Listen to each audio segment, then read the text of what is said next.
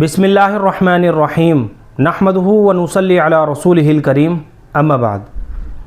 मोहतरम नाज़रीन इकराम, एक साहिबा हैं शगुफ्ता ज़िया, इनकी जानिब से कमेंट है, क्या मैं अपनी बेटी का नाम इनाया इमाम रख लूँ? Please reply. ये नाम रखना चाहे बच्ची का तो बच्ची का इनाया इमाम नाम रखा जा सकता है, इसमें किसी भी तरह की कोई ख़राबी की बात नहीं है। यानी डबल मीनिंग नेम इनाया इमाम। इनाया जो है ना, ये अरबी ज़ुबान का लफ्ज़ है और इसका सही तलफ़ुज़ आइन के तलफ़ुज़ के साथ है, इनाया आइन के नीचे ज़ेर के साथ। ये अरबी ज़ुबान का लफ्ज़ है। अरबी ज़ुबान में इनाया के बहुत सारे मानी आते हैं, जैसे लुत्फ़ व करम, मेहरबानी, तोहफ़ा, अतिया, तवज्जो, इल्तिफ़ात। ये सारे के सारे माना जो है ना, ये इनाया नाम के माना है। खाली इनाया नाम भी बच्ची का रखा जा सकता है। अगर खाली इनाया करके नाम रखना चाहें तो बच्ची का इनाया करके भी नाम रखा जा सकता है।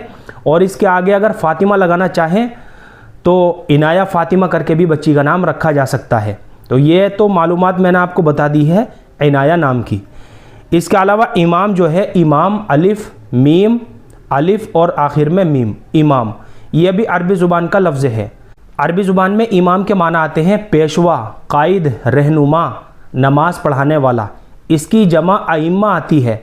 तो माना का लिहाज करते हुए भी बच्ची का ये नाम रखना बिल्कुल दुरुस्त है, इसके माना भी अच्छे हैं। लिहाजा इनाया इमाम करके बच्ची का नाम रखा जा सकता है बिला डाउट और बिला तरद्दुद। उम्मीद करता हूँ कि आपको अच्छी तरह समझ में आ गया होगा।